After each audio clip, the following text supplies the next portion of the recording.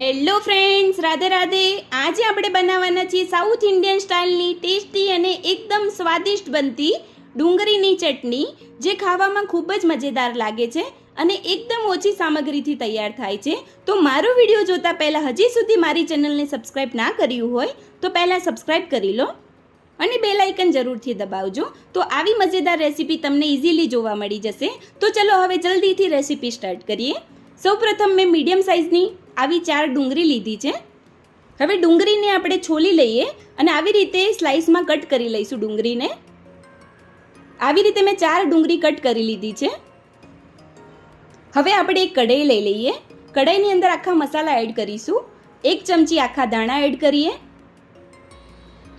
1 ચમચી વરિયાળી એડ કરીએ, 1 ચમચી જીરું, 4 થી 5 નંગ જેવા આખા લાલ મરચાં. હવે આ બધા આખા મસાલાને 2 મિનિટ માટે કઢાઈમાં શેકી દઈશું. મસાલામાંથી સ્મેલ આવે ત્યાં સુધી એને શેકાવા દઈએ. હવે જે આપણા મસાલા છે એ પ્રોપર શેકાઈ ગયા છે. હવે ગેસનો ફ્લેમ બંધ કરી દઈએ અને મસાલાને થોડી વાર માટે ઠંડા થવા દઈએ. હવે આપણે એક મિક્સર જાર લઈ લઈએ. હવે મિક્સર જારની અંદર જે આખા મસાલા છે એને એડ કરી લઈશું. હવે મિક્સરની મદદથી સરસ એક સ્મૂથ પાવડર તૈયાર કરી લઈએ. આવો પાવડર તૈયાર કરી લેવાનો છે મસાલાનો.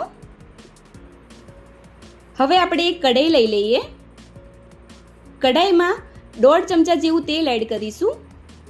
તેલ ગરમ થઈ જાય પછી 7 થી 8 કળી જેવું લસણ એડ કરીએ અને લસણને થોડી વાર માટે શેકાવા દઈએ તેલમાં. હવે આપણું જે લસણ છે પ્રોપર શેકાઈ ગયું છે. હવે જે આપણે કટ કરેલી ડુંગળી છે એને એડ કરી લઈએ અને ડુંગળીને પણ થોડી વાર માટે શેકાવા દઈએ. ગોલ્ડન ટ્રાન્સપરન્ટ થાય ડુંગળી ત્યાં સુધી શેકાવા દઈશું. અને ડુંગળી શેકાતી વખતે ગેસનો ફ્લેમ છે આપણે ફાસ્ટ જ રાખવાનો છે. હવે આપણી ડુંગળી પ્રોપર શેકાઈ ગઈ છે. હવે ખટાશ માટે આપણે 1 ચમચી આંબલી એડ કરીએ. આંબલીની જગ્યાએ તમે આમચૂર પાવડરનો પણ ઉપયોગ કરી શકો છો, પણ આંબલીથી રિઝલ્ટ પ્રોપર મળી રહેશે ખટાશનું. હવે જે આપણી ડુંગળી છે પ્રોપર શેકાઈ ગઈ છે. હવે આપણે એને ગેસ ઉપરથી ઉતારી દઈએ અને એક પ્લેટમાં કાઢીને થોડી વાર માટે ઠંડી થવા દઈશું. હવે જે આપણી શેકેલી ડુંગળી છે પ્રોપર ઠંડી થઈ ગઈ છે. હવે આપણે એક મિક્સર જાર લઈ લઈએ. મિક્સર જારની અંદર જે શેકેલી ડુંગળી છે એને એડ કરી લઈશું.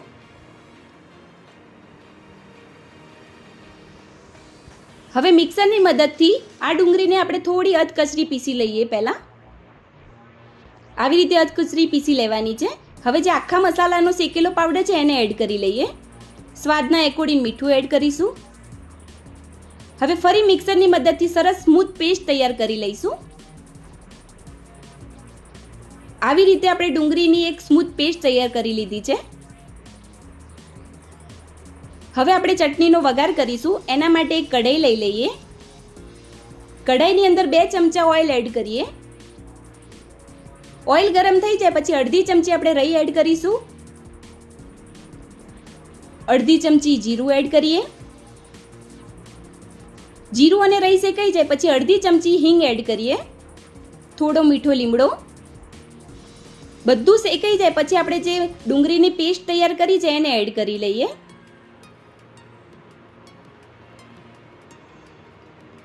હવે ધીમા ગેસ ઉપર પેસ્ટને શેકાવા દઈએ. આ ચટણીને તમે ગરમા ગરમ ઢોસા, ઇડલી, ઉત્તપમ સાથે પણ ખાઈ શકો છો. પણ ખાસ વાત તો એ છે કે આ ચટણીને રોટલી ભાખરી સાથે ખાવાથી ખૂબ જ સ્વાદિષ્ટ લાગે છે. તો તમે પણ આ રેસીપી જરૂરથી એકવાર ટ્રાય કરજો. હવે સ્વાદના એકોર્ડિંગ આપણે થોડું લાલ મરચું પાવડર એડ કરીશું. હવે બધી વસ્તુ સરસ મિક્સ કરી લઈએ. આખા મસાલા શેકેલો જે પાવડર એડ કર્યો છે એનાથી ચટણીનો ફ્લેવર ખૂબ જ સરસ આવે છે. તો તમે પણ જરૂરથી એકવાર ટ્રાય કરજો. હવે મસાલાને થોડી વાર માટે શેકાવા દઈશું પેસ્ટની અંદર. હવે બધા મસાલા ચટણીમાં શેકાઈ જાય એના માટે આપણે 2 મિનિટ માટે ઢાંકી દઈએ. હવે 2 મિનિટ જેવું થઈ ગયું છે. હવે ચેક કરી લઈએ તો ચટણીમાં બધા જ મસાલા બળી ગયા છે અને પ્રોપર તેલ છૂટું પડી ગયું છે ચટણીમાંથી. હવે થોડી વાર માટે શેકાવા દઈએ. હવે જે આપણી ચટણી છે પ્રોપર શેકાઈ ગઈ છે. હવે ગેસનો ફ્લેમ બંધ કરી દઈશું તો તૈયાર છે આપણી સાઉથ ઇન્ડિયન સ્ટાઇલની ટેસ્ટી સ્વાદિષ્ટ ડુંગળીની ચટણી. હવે ગેસનો ફ્લેમ બંધ કરી દીધો છે. હવે ચટણીને આપણે ઉતારી દઈએ. હવે એક નાની સાઈઝનું બાઉલ લઈ લઈશું. બાઉલની અંદર આપણે ડુંગળીની ચટણી સર્વ કરી લઈએ. આ ચટણી ખૂબ જ ઓછી સામગ્રીથી તૈયાર થાય છે, તો તમે આ ચટણીને શાકના બદલે પણ રોટલી કે ભાખરી પરોઠા સાથે ખાઈ શકો છો. અને હા, આ ચટણી બનતા ખૂબ જ ઓછો સમય લાગશે, તો તમે પણ આ ચટણીને જરૂરથી ટ્રાય કરજો. હવે ઉપરથી ગાર્નિશ માટે લીલા ધાણા સર્વ કરી લઈએ. હવે આપણે એક પ્લેટ લઈ લઈશું. પ્લેટની અંદર ગરમા ગરમ રોટલી સાથે ડુંગળીની ચટણી સર્વ કરી લઈએ. આ ચટણી ખાવામાં ખૂબ જ મજેદાર લાગે છે, તો તમે પણ જરૂરથી એકવાર ટ્રાય કરજો. તો મિત્રો, તૈયાર છે એકદમ સ્વાદિષ્ટ અને ટેસ્ટી ડુંગળીની ચટણી. તો તમને આ ચટણીનો વિડીયો કેવો લાગ્યો એ કમેન્ટ કરજો અને મારા વિડીયોને લાઈક, શેર અને સબસ્ક્રાઈબ કરજો. આવી નવી રેસીપી સાથે ફરી મળીશું. રાધે રાધે.